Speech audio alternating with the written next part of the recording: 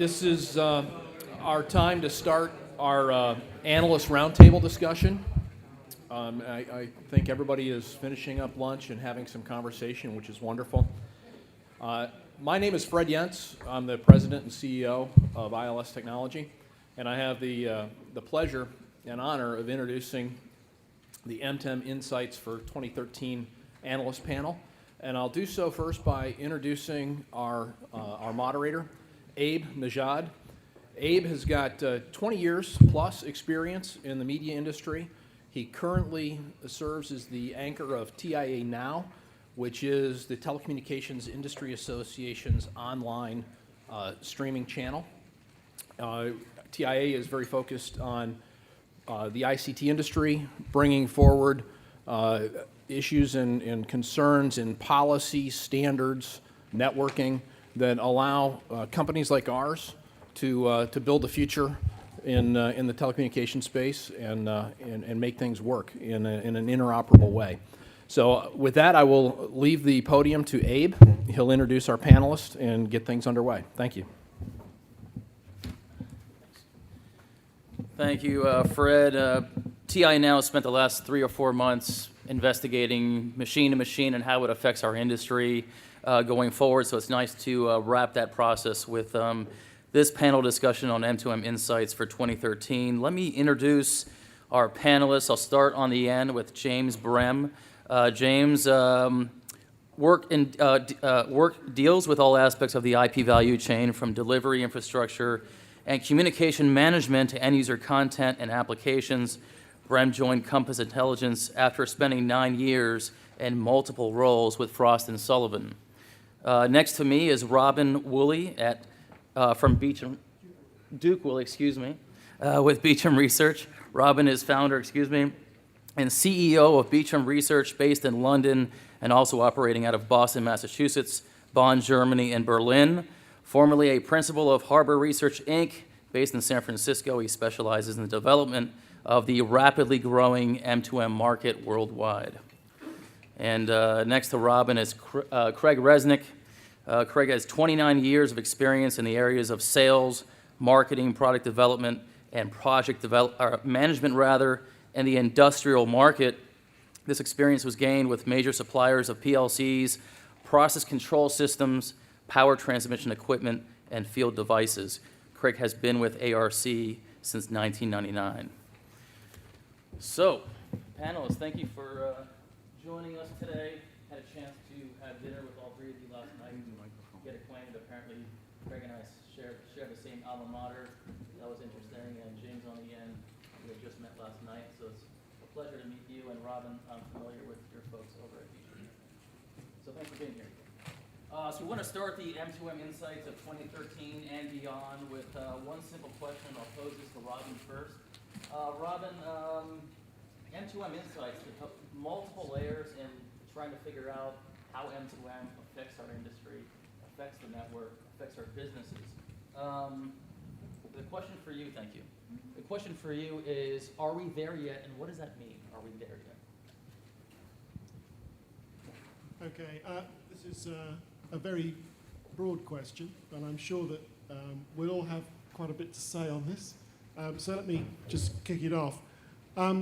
M2M, of course, is extremely broad in the number of sectors that it occupies or it covers. So whereas some developments in some parts of the industry are very advanced, others in other parts are not so advanced. Whereas some require regulations to move them forward, others don't. So there's a lot of dynamics that are very different between different sectors.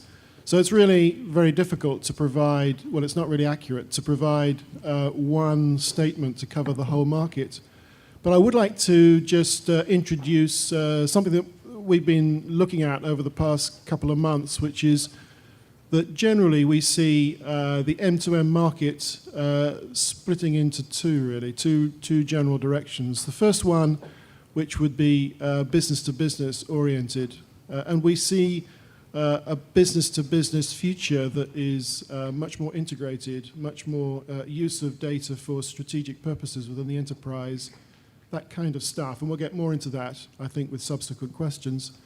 The other side is the introduction of what people are calling Internet of Things. We tend to equate Internet of Things with B2C or B2B2C, so consumer orientation or citizen orientation, as opposed to a pure B2B type of business-to-business orientation.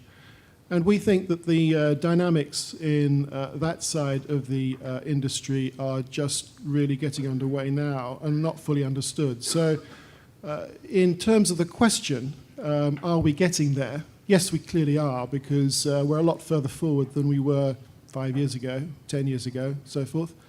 But I think that we're splitting up into a number of different areas. First of all, the sector orientation is different. And then I think the differences between B2B and B2C are going to become more accentuated over the next few years. Thanks, Robin. One of the things that's probably unique from my firm, ARC, is we only cover really industrial automation and manufacturing. So to answer that question, we're certainly not there. I mean, it's a journey, not a destination. We have a ways to go. One of the things that we have to do as an analyst firm is try to educate some of the people what M2M actually is, because they may understand what the acronym is, but they don't necessarily understand what it actually means to them, and how they can leverage a lot of the benefits that M2M brings. So one of the things that we actually have to do as an analyst firm is to focus on what are the applications within M2M. And if we say M2M, they'll say, what's the return on investment? What's the return on assets? How do I apply that to my organization?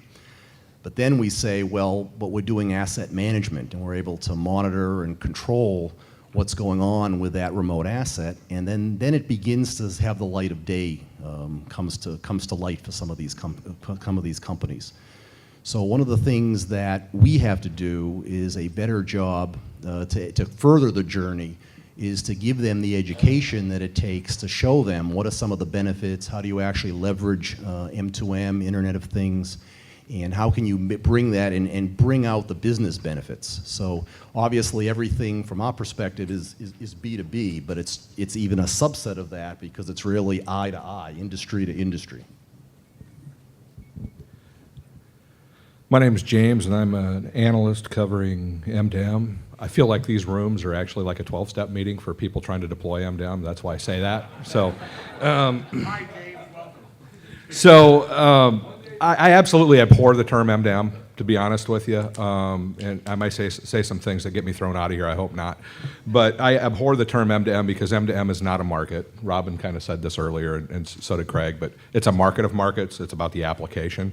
And it is truly about who's utilizing it. You know, Robin put it into the B2B world versus the B2C.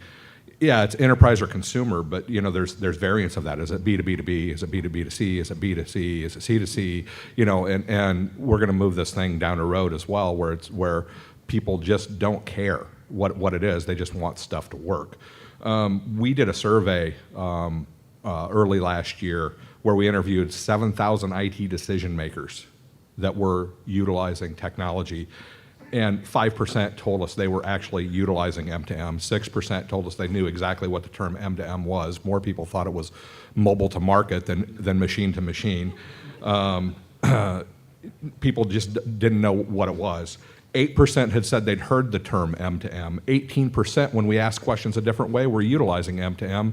And then when we dissected our research even further, it was over 60% were utilizing some form of machine-to-machine communication, didn't even realize it. But the question was, are we there yet? And there are a lot of hurdles that we need to get over. There's this illusion that complexity is a hurdle. There's an illusion that we're not quite there yet. There's an illusion from service providers that it's just about cellular communication in M2M. Some of the cellular providers out there actually report their numbers, their machine-to-machine numbers. You know, I'll poke on AT&T a little bit. And I'll disclose they are a customer of mine and good partner, but I'll poke them a little bit because they disclose their M2M numbers as 14 million connections. Well, they don't even know how many connections they have because there's all these legacy wired connections out there. And I poke them a little bit about that. There's ISDN, there's different forms of wired. They've got partnerships with satellite guys doing some of the telemetry work for them. And they're only talking about the cellular stuff. So we're not there yet, but we're getting closer. And it's rooms like this and it's groups like ILS that put on things like this that get us closer to being there yet.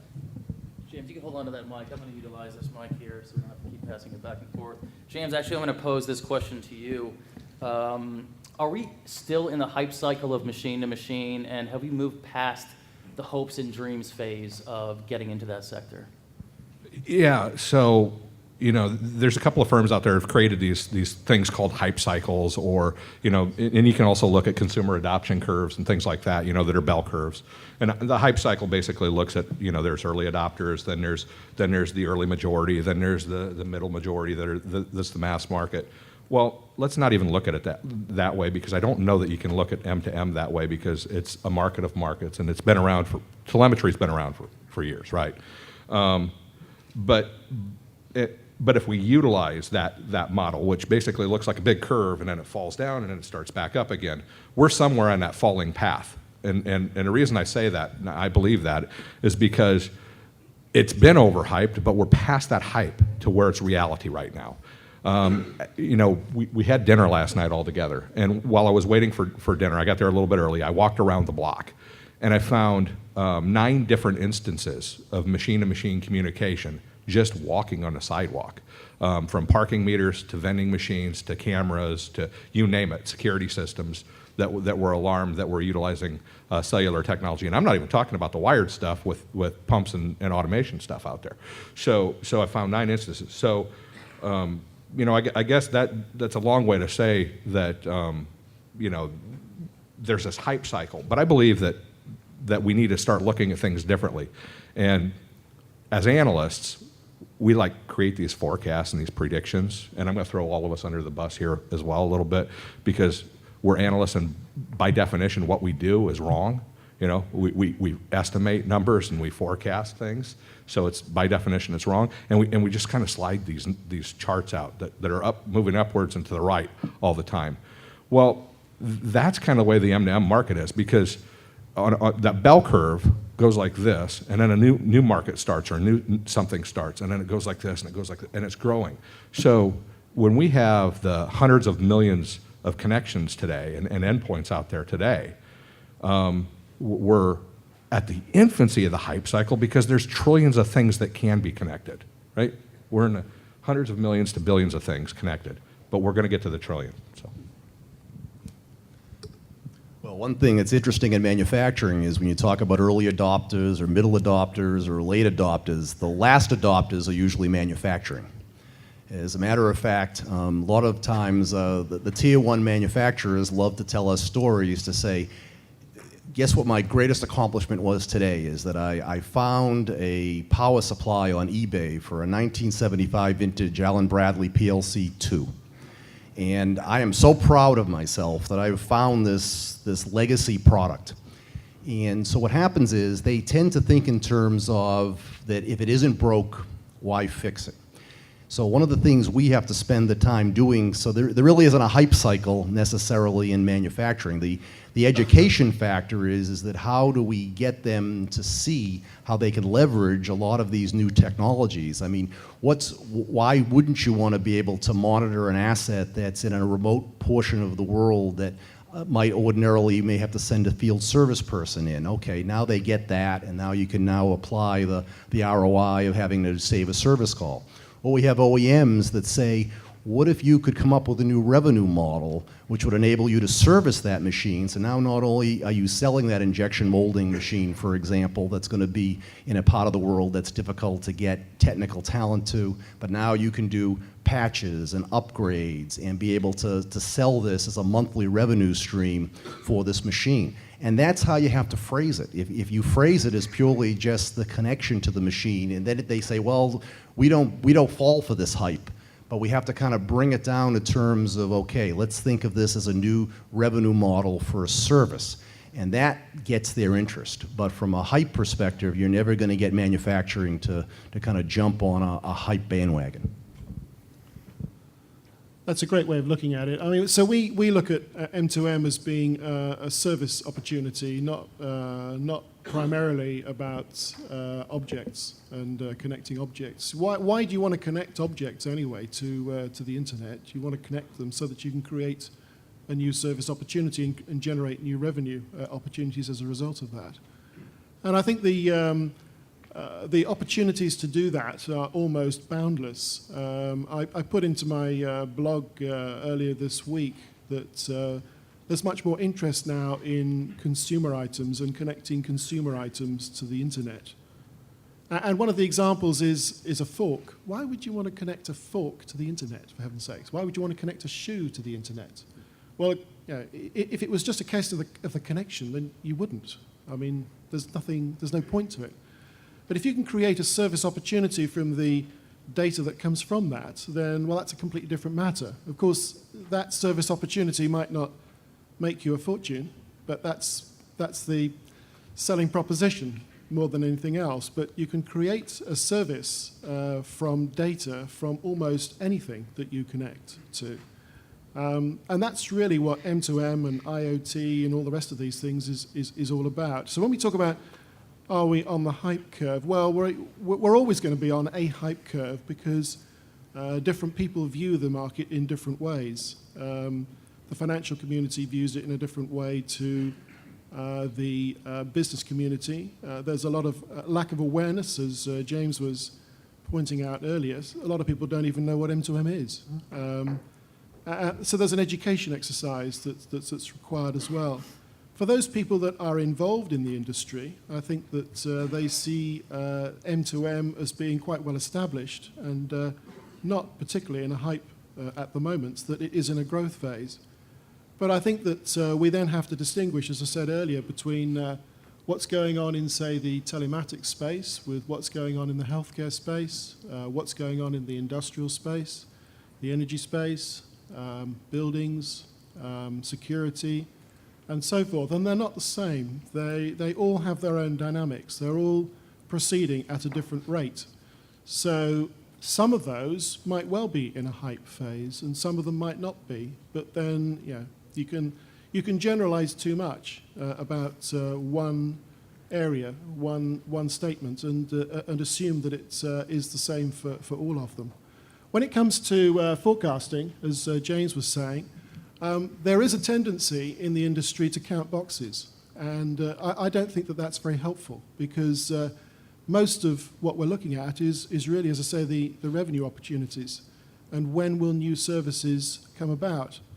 And connecting something up and creating data or using the data from that to create a service opportunity often requires a business process change within a company. It's moving perhaps from being a product designer to a product and service designer.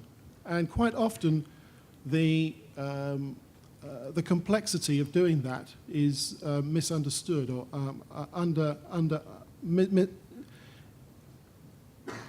the complexity is not recognized, perhaps, of what that means in terms of changes of the organization to make that deliverable in the marketplace. But I think generally, what I was saying earlier about M2M, whether you like that term or not, connected with or related to B2B, and then IoT, whether you like that term or not, related to B2C or consumer-related items, I would say that in general terms, the B side is less at a hype stage than the B2C side. I would say that the B2B side is beginning to grow and is through a hype phase, whereas the B2C phase is probably right in the middle of it at the moment. We're going to move to our first section of 4 sections on this panel discussion. The first section is titled Making Data Actionable, and I don't know if someone's clicking through this or you want me to click through it. Is it the space bar or? Yes. It's the space bar. Bear with me here. There we go. First question is to Robin, if you want to grab that mic. In our pre-show, we all had an opportunity to talk about what making data actionable was. And Fred Yentz mentioned that we all want big data, but we don't want really, really big data. What do you think he meant by that? Okay, let me take that slightly differently. There's a lot of talk about big data in the marketplace at the moment. And there's also a lot of talk about data being produced by lots of devices and perhaps not being used. I think that M2M produces data because you need it. I don't think that M2M is in the business of producing data for the sake of it. So I don't think there is lots of data around that is not being used. There might be the opportunity to create lots of data that is then collected and not used, but I don't think it is. But I think that what we can see in the future is an opportunity to use data in different ways than it was originally intended. So M2M often started in the service departments and very much related, for example, to what Craig was talking about, downtime in manufacturing. So it was very much related to avoiding downtime, making sure that if there is downtime, then something gets fixed or sent out as quickly as possible. It's all to do with service opportunities. It was a service department thing, but not really related to the rest of the organization. But I think what's changing now is the opportunity to use that data in different ways throughout the organization. So, for example, perhaps the R&D department could look at the performance of products in the field and improve their designs of those products for the future. To do that, that might mean that the data needs to be shared with different departments, not just within the service department. Maybe that data could be used also for customer support type opportunities, customer service opportunities in different ways. So in other words, I think that there is an opportunity to use the same data processed in different ways for very different tasks. That would be the B2B type of opportunity. In the B2C area, I think that we are heading towards lots of consumers being in a position to provide data or to have data extracted and then trying to make sense of that. And big data is all about trying to create structure out of unstructured data. And I think that that's something that is going to be required in both environments, but at different levels. One thing that was interesting in the manufacturing space is that you had two different domains. You had the operations and manufacturing domain, and then you had the IT, ERP, production management domain. And for many years, there used to be a firewall between the two organizations, even to the point that when we would have meetings with these manufacturing and user customers, we couldn't have people from the IT department and the manufacturing department in the same room without having a bloodbath. But as over the last 5 to 10 years, as the companies have kind of forced those firewalls to come down. And now IT actually has to work with manufacturing and vice versa. So now that IT sees this opportunity to get data, let's say, for example, for one of the most common measurements in manufacturing is called OEE, Overall Equipment Effectiveness, which is a measurement on a machine that's based on downtime and throughput and quality of what the machine is making. And now they can get that data, and now that they can send that up to do help with forecasting and sending it through CRM systems and working with their raw material manufacturers and trying to do a better job of managing inventory. Now the lights are starting to go off. The other area where it's making information actionable is at the operator level. If you don't get that data to the person in the control room that actually has a human-machine interface panel, I don't want to say it's useless, but you can't make an intelligent decision if the operator really doesn't have access to what's going on. Because everything in manufacturing is based on real time. For example, at one time, OEE was considered good enough if you could look backwards and say, what did the shift do? What did we manufacture yesterday or last week or last month? But because of the real-time component, what manufacturing wants is to have that data, up on an and-on display, for example, so you actually watch this data and be able to make quick decisions to say, maybe we do have a jam on a conveyor belt. Maybe we do have something that is impeding and all of a sudden that OEE number is going in the wrong direction. So we can make a dynamic change by putting the power of the information or the data and the information into the hands of the operator. And once you can do that, that sends the light bulb off into the enterprise to say, now it helps me at the manufacturing level, but it also helps me at the IT level, and the two domains can now work together for the overall good of the company.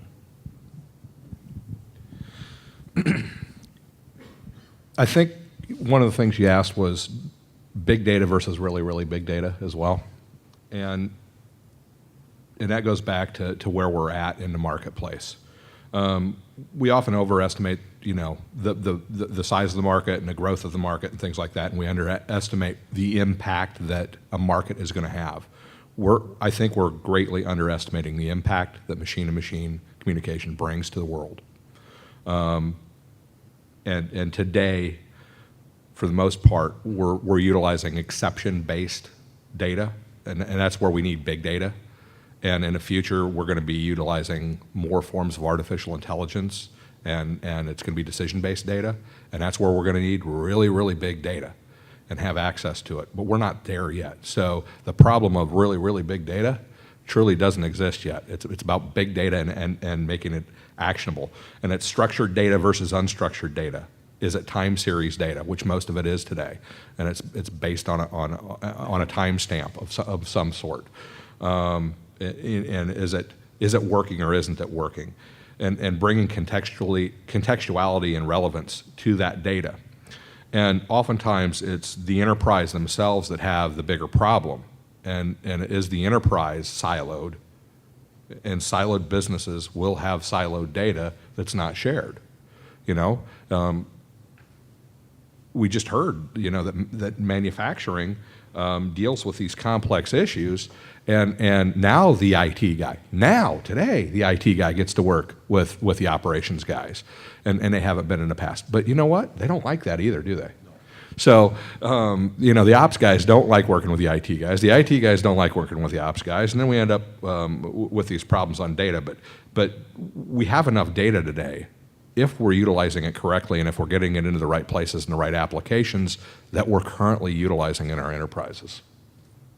James, are there any specific steps that you can elaborate on to make data more actionable? Is there any case study or example you can give us as to following the proper process to make your data more actionable? I can't go into a couple of different case studies I'd like to because of NDA purposes. But there's one company that actually scrapped a big name database in favor to funding a startup company that was taking a look at unstructured data that's not time series. There's a problem with time series data, and as much data as they're pulling into from these databases, they were breaking databases, right? Because they were utilizing that much data, and there's problems out there in filtering that stuff. So it's around. I think my gut tells me it's around figuring out what data is relevant and what's not relevant in your business to start with. Let's not look at just gathering data for data's sake. And the other part of it is, does a company or an organization look at M2M as part of an integral process within their organization, or do they look at it as a connectivity issue and they want to connect disparate parts, right? If you start and look at it from the process perspective, then you're going to be more likely to figure out what aspects of data and what pieces of data you need so you can filter out all the noise. Because right now we have the ability to capture a lot of noise out there that's not really relevant. So after each section of our program today, we'd like to do a Q&A. So anybody who would like to ask a question to the panelists, please stand up and we'll we'll send a mic your way. And if not, we'll move on. Anyone? There we go.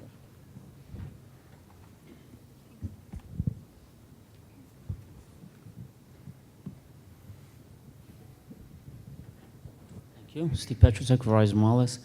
I'm on the manufacturing vertical, product development, and we tried and in constant contact talking with manufacturers about what you've mentioned, going from product-centric to service-centric. It's very difficult to do that. My question is, why? Well, it's interesting because it's really the way, in many cases, it's the way that they do their own internal costing. For example, any of the major hardware companies in the industrial automation space, I don't care if it's Siemens or Rockwell or ABB, Honeywell, what have you, when we sit down in meetings with them and we want to know the profit margin of every transmitter they build or controller, instrument, they can pull that number right out. They feel confident in it. These companies are not only excellent providers of automation equipment, but they're excellent manufacturers themselves.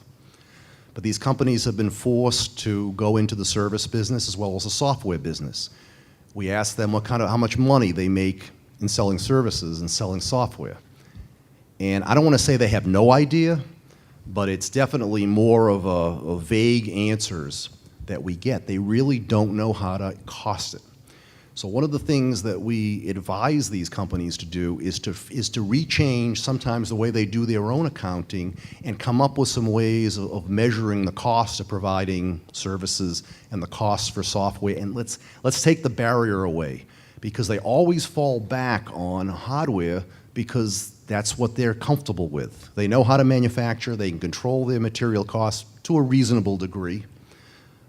Providing you don't have things like tsunamis and things that take out their ability, or hurricanes that take out their ability to manufacture.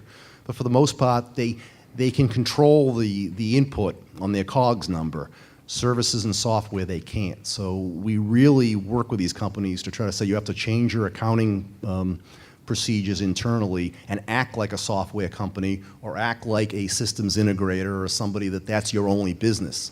But it's evolution, not revolution for these people. I think it's a cultural issue as well, because to sell a product is very different than to sell a service. The business, a business that is orientated towards making and selling products is organized in one way, and a business that is selling a recurring revenue service tends to be organized in a somewhat different way, with different targets and different incentives and so forth. So to move from one to another is really quite hard, particularly if the company involved has been involved in the manufacturing space for ever. So quite often it is necessary to introduce a new department or something like that focuses on the service opportunity and promotes it in different ways, rather than getting people that have been selling products to sell services as well. So I think that that's a key consideration. In almost all cases, certainly in the manufacturing industry, I think, well, you might correct me, a business process change is required to move it towards a service environment. You can't just put it on top as an overlay and hope that it's going to work, because it won't. And people have tried it for decades. People have tried it, and it's failed. It always fails. But that does not mean that it's not possible to move from one to the other. There are some extremely successful companies that have moved from product to product plus service. And the service represents a huge opportunity in terms of competitive differentiation in the marketplace, new profit margins, and so forth. So it can provide a whole new raison d'etre in the market, to say a little bit of French. I think that the way forward in the marketplace with not just manufactured items, but everything, is for them to be connected in one way, shape, or form. So the world has to move from a product only type of thought wave to a product plus service type of thought process. That is the new environment, and that's what takes time. So, we talk at times about it takes a long time for the M2M market to move forward. It's because we're not talking about just products. We're not talking about just connecting products and having done with it. It's what you do with it when you have connected it that is important. And if you can't justify that and create the service opportunity in the marketplace surrounding that, then that offering will fail. So then you haven't moved the market forward at all. So it is a long process, and I think that we, in general, and the media in particular, focuses far too much on the product itself and not the service that goes with it. One over there and one over there. I had a slightly different question for James. Let's not gather data for data's sake. That's what you said, which I like. But then I was also wondering, why is it that companies find it difficult to follow that methodology? I guess you said a little bit in the next statement that companies need to figure out what they are doing, and then by doing that, they can try to figure out what they reject, or the data that they reject versus the data that they keep. Still, I find that companies don't do that. Is it because of our prehistoric mindset of hoarding all data? Is it because of our prehistoric mindset of trying to do the next coolest thing? Or are there other challenges associated with that? I'm curious about that. Every organization is unique. I've seen organizations that have a mandate to just connect and collect data off of a device because it's necessary, exception-based, right? It's necessary to know when something fails. I've seen companies that go out there and deploy an MDM solution because their competitor did, right? So we got a mandate. We're gonna move to MDM, right? We don't know what MDM is, but we got to move to it. So every organization is different, but I think the crux of the challenge, as we've seen it, is in operational mapping. And taking a look at this is, it's not necessarily the problem that's the problem, right? It's not necessarily collecting a piece of information that's a problem. That's just a symptom of maybe a greater problem within an organization. So if you start at the beginning and start mapping every process within an organization and take a look at that, heck, you might even find out that the organization needs to be realigned. And I think that was something that was mentioned earlier as well, right? That a lot of these manufacturing, these heavy-duty industrial guys need to restructure themselves in order to compete in this world. This is complex stuff. This isn't just sticking a radio on something and having it talk to a server, right? No, this is these are bigger problems than that. So. To your point. We've actually had to advise some of our clients to make acquisitions purely because we don't think they as an organization can evolve fast enough to change their behavior. A case study of that would be Schneider Electric, owns companies like Square D, great at making, low voltage products, circuit breakers, what have you. And we, were kind of pushing them into the services business and the software business. And they would, but all they would talk about is, well, what's my COGS number? And it's just like, you got to stop thinking that way. So we kind of advised them. There was a company for sale in Australia called Cytec, an HMI software company with a very, very high portfolio of services. So the $20+ billion French, electronics giant buys the $50 million software and service company in Australia. And in Schneider Electric Industry, who do you think runs all their software and service? The $50 million company is the tail wagging the dog. And all of a sudden, their ability to deliver software and services soars. Sometimes it doesn't take a major acquisition. I mean, we would work with Rockwell Automation. They had a similar case, and we had to steer them to a direction elected by a company like Pavilion. To get them into that software space, change the complete mentality of how they do about costing and delivering software and services. And I'll tell you, it's amazing to see how sometimes these small acquisitions completely change the behavior of the company as long as they give those small acquisitions the power to kind of have that organizational responsibility.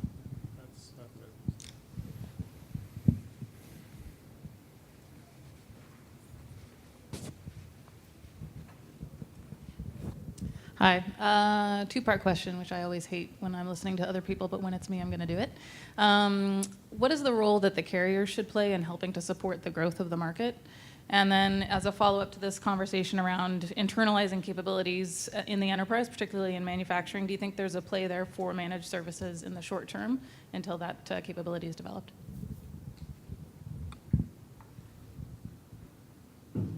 I think the carriers could just provide the connectivity. They provided the connectivity for years, both fixed line and mobile or wireless. We see the market at the moment developing along more elements of the value chain getting involved in taking the lead in M2M solutions. So in the early days, it tended to be either end. It tended to be the connectivity hardware providers, the module providers, the boxes and so forth at the one end, and then the service providers at the other end, talking directly with the user, and then everything else in the value chain. And it's usually quite a long, complex value chain involving the connectivity, the application development, the system integration, and so forth, was brought along with it. So it was a very long and painstaking push from the bottom of the value chain. Then the carriers started to get involved, and that meant that there was more of an opportunity to drive M2M solutions into larger companies, particularly OEMs, along the lines that we've been talking about. OEMs then looking for service opportunities versus just product opportunities. But now I think in the future we're going to see the system integrators, the application providers, and also the IT infrastructure providers also coming into this environment. So I think that we're going to see a mix of parties taking charge of the value chain and driving applications into the market. And I think that to some extent they're quite complementary. But going back to your question, and I haven't forgotten it, the carriers are in the position where they could take charge of some solutions in the value chain and drive them through. Not everything, but where they are in the best position to take responsibility for them and drive them through. And that would get them out of being just a bit pipe and into being a solution provider. But they're not in a position to do that for everything. So they have to pick and choose what they think they're good at, what they think they can succeed in, rather than be trounced by others in the marketplace who have more expertise in those types of roles, but are probably not terribly active at the moment, but could well be in the future. So I think that operators are going through the process at the moment of deciding which verticals they should lead in and which ones they should be led in.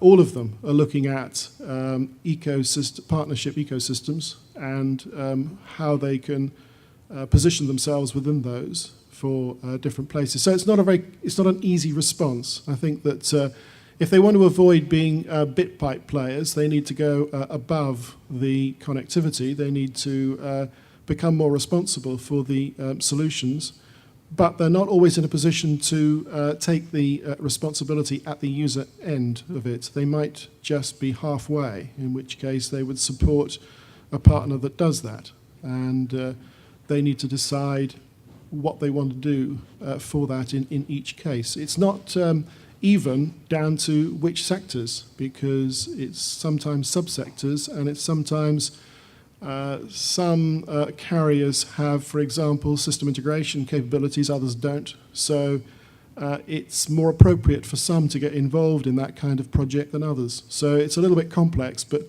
if they, as I say, I mean, basically, if they want to get above the bit pipe, they have to look at system integration, solution provision, service provision, for different types of opportunities.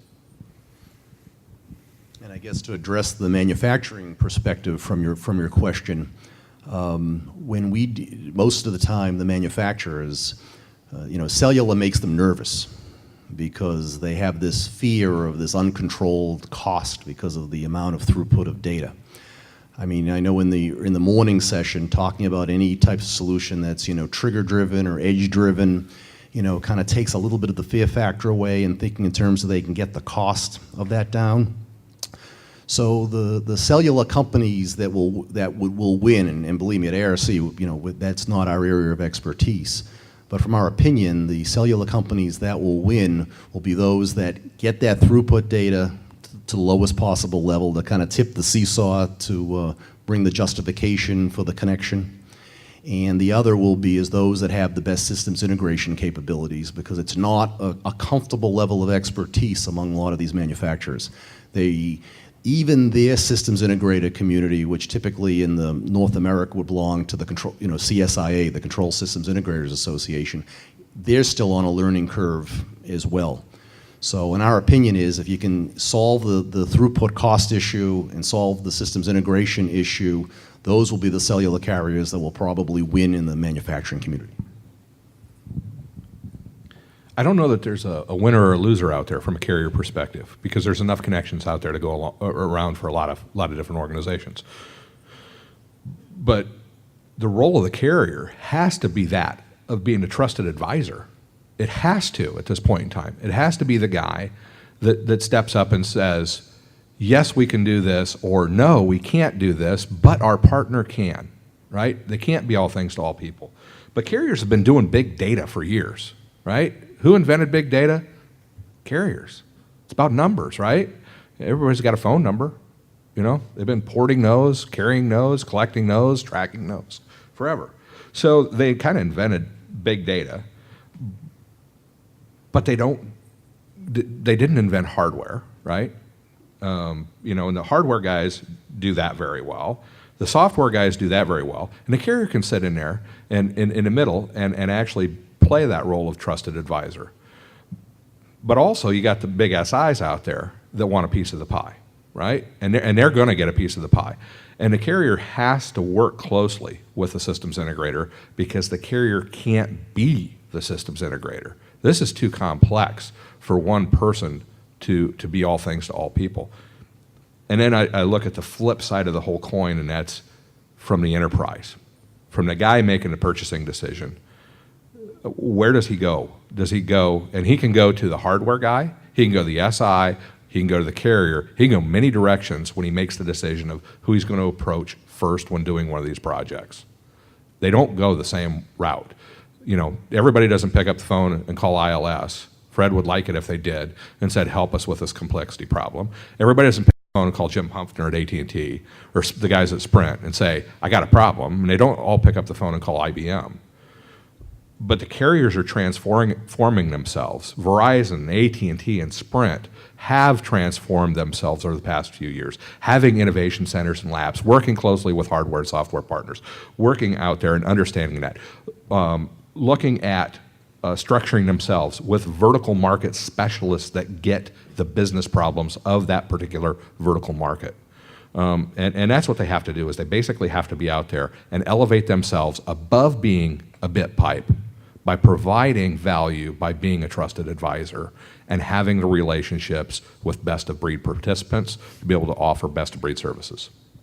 I find that in different countries, I come across different roadblocks, different red tape, different hurdles.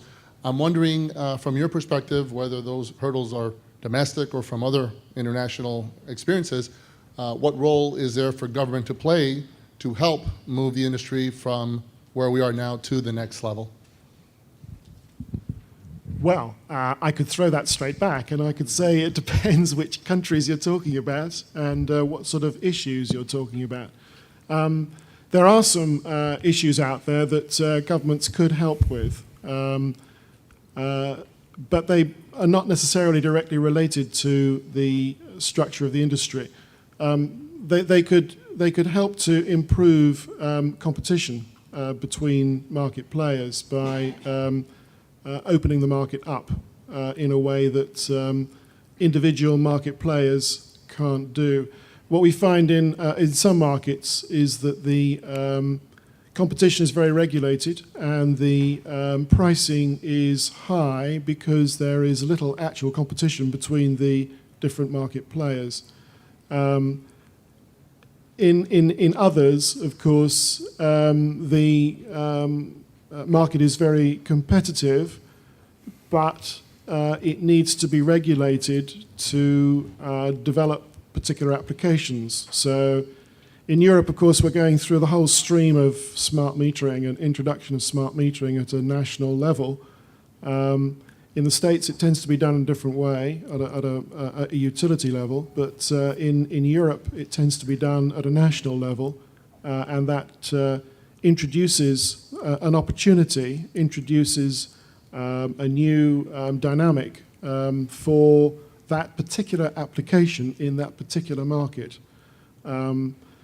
And we have seen quite a few new applications in that area being driven by that and therefore by regulation. But I think that in general, probably what you're talking about is more trying to improve the competitive environment to make it possible for new entrants to play and also for things to happen more quickly than they often do.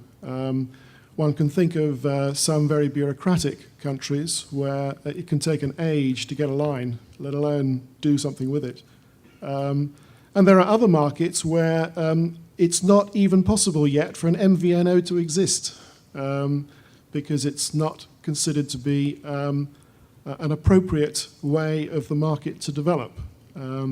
So yes, there's clearly government needs to be involved, and when we get to mass data and the use of lots of connections, then that's going to become even more appropriate that they help to promote the market and develop it in order to help their own industries and also to help the skill sets within their populations. So I think they have an interest. It's just connecting the lot together, actually, and putting it into a proposition that they understand often takes a while.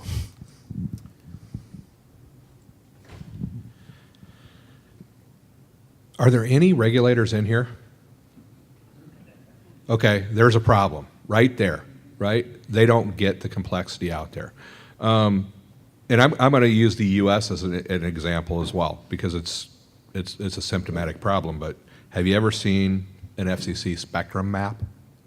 Right? Harmonization of spectrum is one thing that they can do immediately, right? Because we're talking about wireless stuff in here, and there is no true harmonization of spectrum anywhere in the world.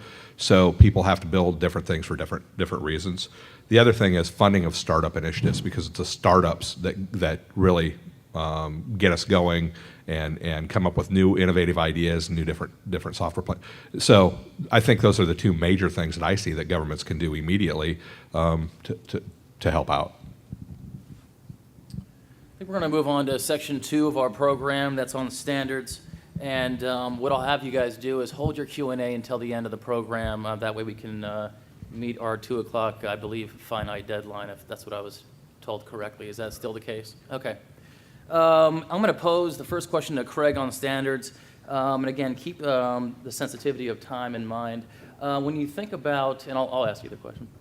When you think about the connected world, connecting devices, some of us may think of consumer devices, home devices, our handset. Of course, you are very well aware that there are millions of industrial devices that we're surrounded by every day.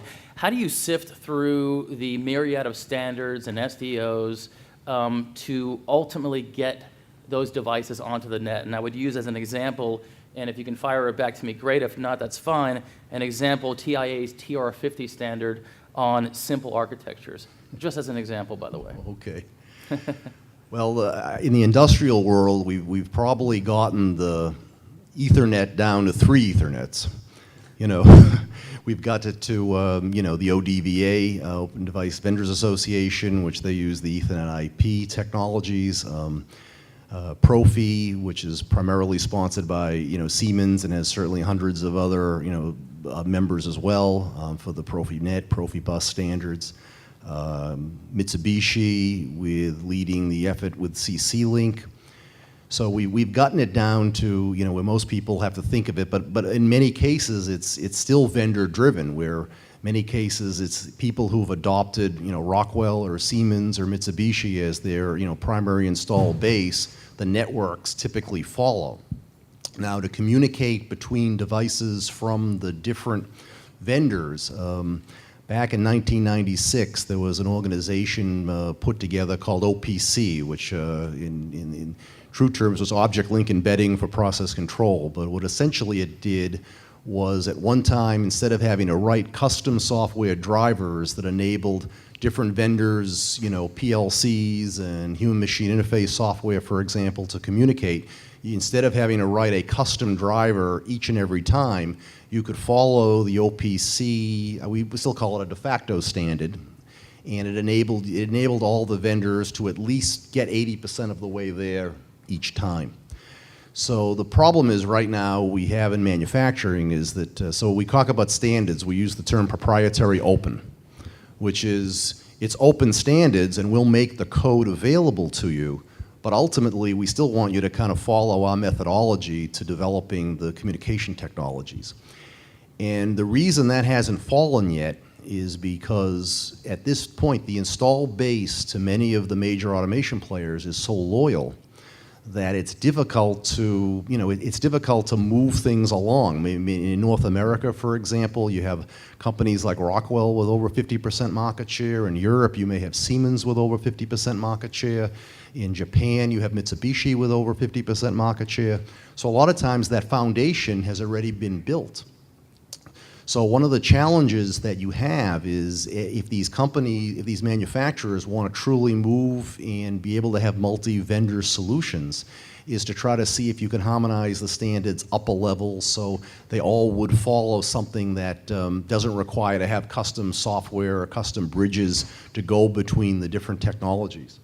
But ultimately, in manufacturing, I think the thing that's been the barrier have been the automation suppliers themselves that don't want to lose their, I don't want to use the word monopoly, but obviously feel their install base would be more vulnerable if they open things up too wide.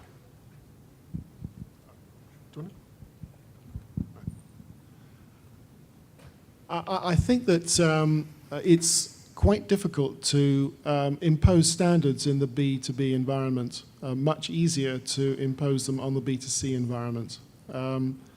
And it's actually probably more necessary when consumers get involved. If you have potentially millions of devices that are going to be connected or going to be used or something like that, then you have to have a way, if there's lots of different sectors involved, you have to have a way of creating a standard that works. Otherwise, you don't develop the market. And that limits the numbers if you don't.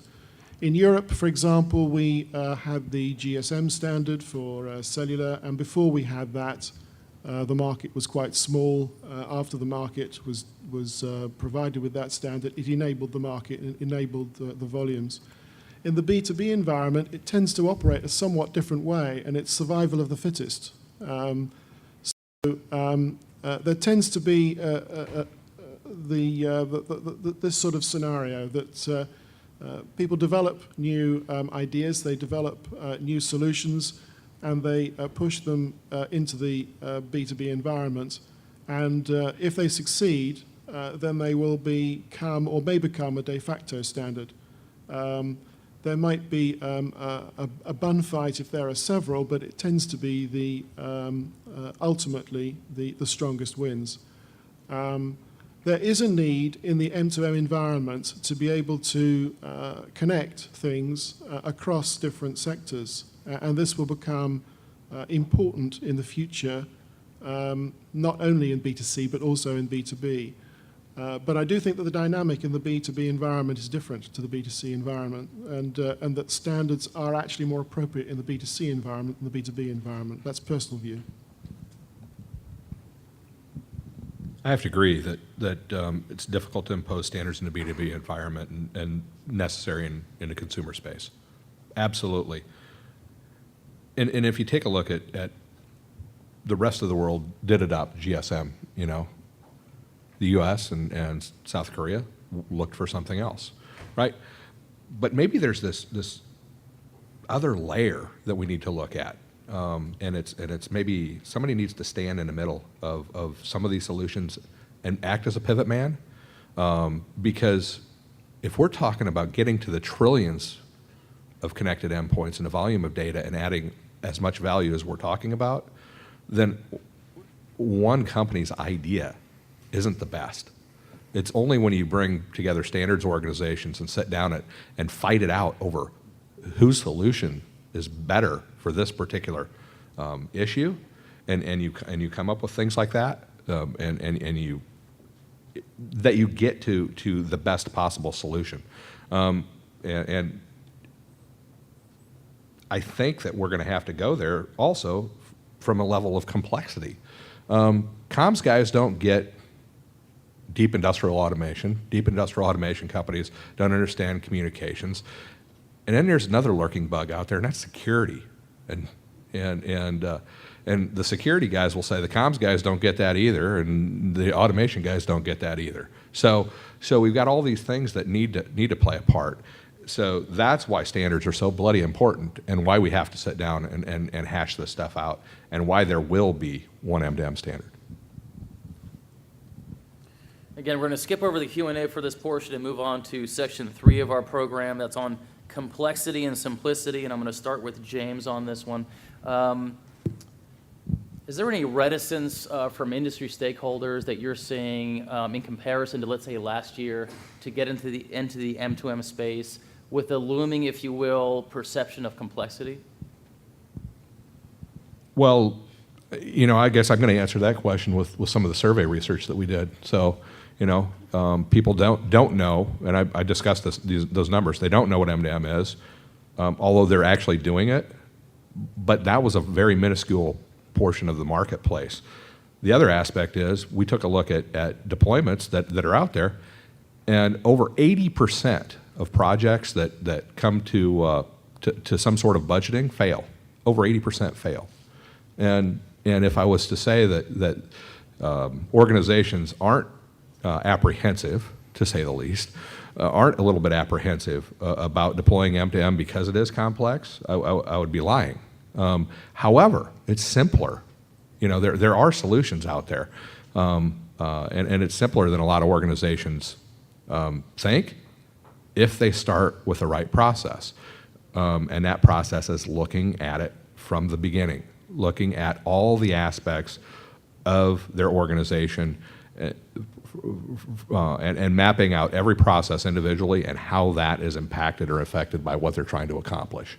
But this is a long process, so that doesn't mean that an executive is going to come to somebody and give them a mandate for an M2M solution. It's going to happen tomorrow. It can't happen because they got to first start with process mapping. Yeah, you're exactly right. I would say the one way to get rid of some of the complexity in the manufacturing world is, and some of these activities are going on when organizations like TIA are beginning to work with organizations like OPC, for example. And if you can start having some of the standards bodies work together to come up with something that provides a little more of a comfort zone for the manufacturing community, then you'll see a lot of the fear factor go away, and you'll see kind of the barriers of entry will ease up a bit. So from our perspective, the way to eliminate complexity is not necessarily to create brand new standards, but to find ways of leveraging the organizations that already exist and finding ways for those organizations to collaborate. And I think there's probably less issue with that than there is with that collaboration than there is with some of the vendors collaborating.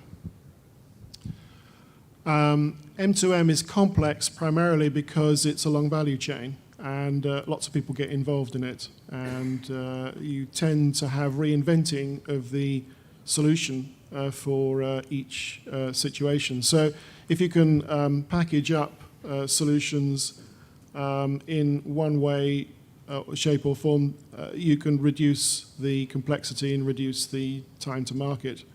Also, if somebody takes charge of the value chain and drives the solution, then the customer, the end user, won't necessarily see the complexity. So the complexity is there, but it's hidden from the end user. And that's really what is beginning to happen, I think, in the marketplace, that carriers, for example, as we were talking about just now, and other players in the marketplace are seeing an opportunity to take charge of the solution and drive it to the market. And then everything, all the complexity is then hidden from the end user. So it doesn't become complex anymore. It just is a time to get it to market and the issues that need to be resolved to make it appropriate to the particular customer's needs. So I think complexity is something that the industry has grappled with for the last decade. It's only now that we can see tools becoming available in the marketplace to make it quicker to get through the solution process. But I think that we're also now beginning to see solution providers taking charge of the whole value chain, not just part of it, and that then hides the complexity from the user. And then there's obviously a big interest for the solution provider to make the sale quickly and to complete it quickly, because then that's a cash flow issue. So I think that the incentives are there. I think that the tools are there. Yes, standards have a part to play. We've talked about that, but I think it's much more of an organizational thing in the marketplace. We're going to go ahead and move on to section 4 of our program that's on visibility. And James, I'm going to go back to you on this one. As a regular on CNBC, I would imagine you've gotten this question often. With a growing interest by Wall Street to capitalize on the M2M space, how do you think that interest will impact the future of M2M? Yeah, I've been actually approached not only by Wall Street, but out there by private equity firms, venture capitalists. I like to call them vulture capitalists myself, but on the space M2M, because there's so much noise and there has been historically so much hype around the space, and there are so many, and Robin alluded to it on the last question, the value chain and the number of participants in it, it's immense. So, does that mean there's going to be a roll-up? And who's going to win? When you start talking about trillions of connections and the value of data out there, and people talking about the valuation of companies like Facebook, the consumerization of machine-to-machine communication, and it being these being social machines now and sharing all that data, and the value of data, right? Wall Street gets the value of data. They do ask that question, and then you take a look at a truly consumer company out there that's a very technical company, sitting on $137 billion in cash, and that's Apple, and not even playing in a machine-to-machine space yet. And then they really ask hard questions as to who are going to be the winners and who are going to be the losers, and again, I don't think there's winners and losers out there. I think it's the degree to which every company is going to ultimately capitalize, because there are enough. Enough to go around for everybody right now, and there's enough problems out there for everybody to play a small part. But there is this tremendous amount of visibility. I actually see that amping up and has been amping up over the past few months, and will be continuing, I would say, over the next year, to some kind of a volume that you won't be able to turn on, one of those programs, one of those financial programs, without hearing about it. And that's because guys like AT&T and Verizon and Sprint are messaging machine-to-machine stuff. You turn on a TV commercial and you see a connected something out there, and people get it. And then companies like OnStar are out there. They're advertising this stuff, and these guys got multi-billion-dollar budgets for advertising, and when they start advertising machine to machine, then Wall Street's going to follow suit.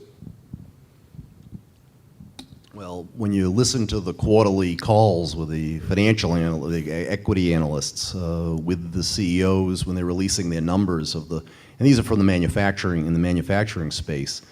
Of course, because it's industry, they love to hear the story of what are you doing with machine to machine, or what are you doing with the connectivity of all these devices, as long as it doesn't impact your earnings per share.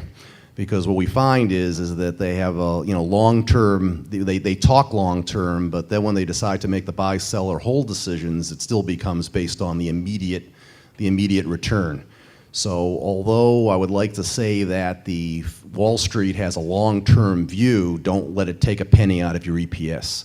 because once it does, your stock will take, all of a sudden your market cap falls $150 million in one day because your EPS went down by a couple of cents. So better make sure that when you may talk the talk, but you better have the revenue. And the problem in the manufacturing community is these are longer term propositions. You're not going to be able to see an immediate impact on the income statement or the balance sheet as a result of implementing M2M solutions. So that right now is the biggest challenge that the manufacturers are grappling with. There's been a tendency in the past among investors to view the M2M market as a technology hardware market and to invest in Zigbee or, in other words, chipsets and that kind of stuff. And I think it's taken a while for the market to realize that it's actually a services business. And that has different characteristics and different payback and different issues surrounding it. So I think that the investment community has taken a while to move around that, and I don't think they're actually quite there yet.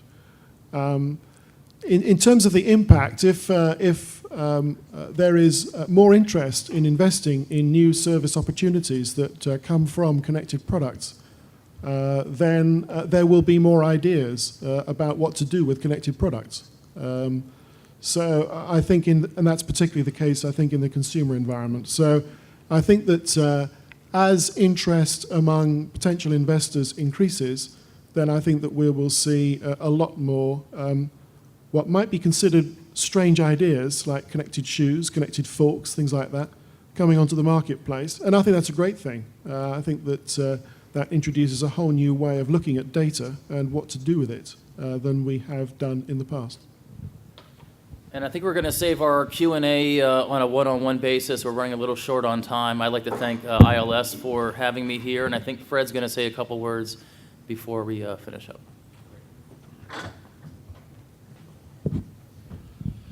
Okay, a couple of things before we close.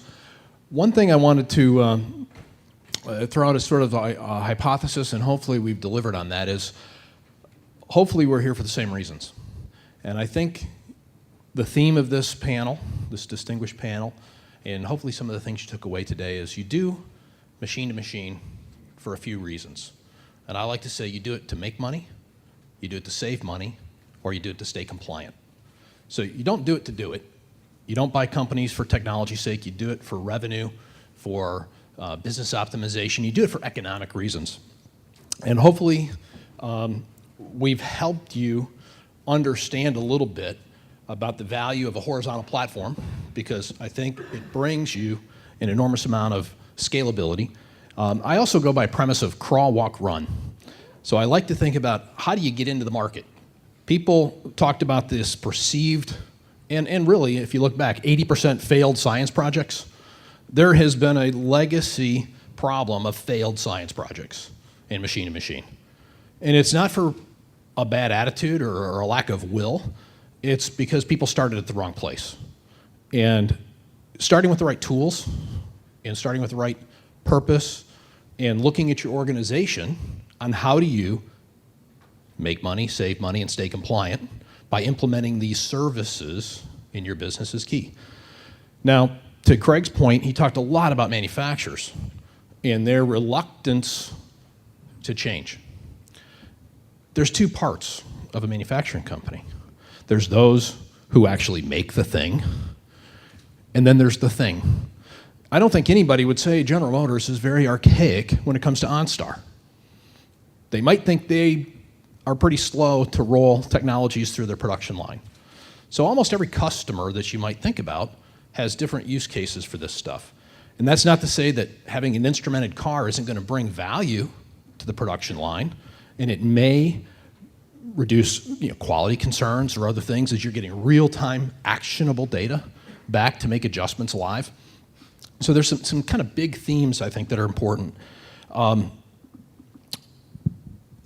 It's my hope that as you completed the sessions today, that we at least got you started kind of in the crawl mode. We know we can't cover the platform in great details in a few hours, but hopefully we've given you an appreciation for what a toolbox is that can get you to market quicker, can get some successes in rapid prototypes and in production level implementation without a giant hurdle of, hundreds of thousands of dollars in many, many months. How do we get decisions in the boardroom because they see the economic value, not because they're promised these cool technology things that might bring them value at some point in time? So hopefully we've given you a little bit of that. Now, when I think about where we're going to go from here, there's a couple of things that are happening. We've got a big agenda. This is the first day of a 4-day event. I want to thank TMC and MDEM Evolution and everybody for allowing us to have this time. I want to thank the panel, for sure. I know that there's Battle of the Platforms, which is happening next in the adjacent room. I certainly want to thank our sponsors. Their names are on the table there. So we have Core, we have Data Remote, Oracle, we have Contron, and Option. They're all here, so again, thank you very much. I want to thank everybody who's traveled far and wide to be here. We have people from Japan, from Singapore, from Australia, from the UK, for Latin America. So we've brought in a really great big audience in a little tiny room, and we've kept you here for long enough that hopefully you've got an appreciation for kind of what is possible. And making M2M easier is, I think, the objective for 13. When we get to 2014, if we could all look back on 2013 as it was a time where we actually made the value chain a little simpler, we got away from a pure consulting services and programming environment and a radical value chain to deliver a solution to what I'll call more productized M2M services that allow people to do things quicker and easier. I think we can look back on 13 and say that was a success. So with no further ado, I do want to, again, thank you. You're why we did this event. And I want to make sure that you remember that at 5 o'clock, we're going to have our reception here as well. So after the Battle of the Platforms, come back here and enjoy. And I want to thank my staff, who's done a great job today and in the weeks prior preparing for this.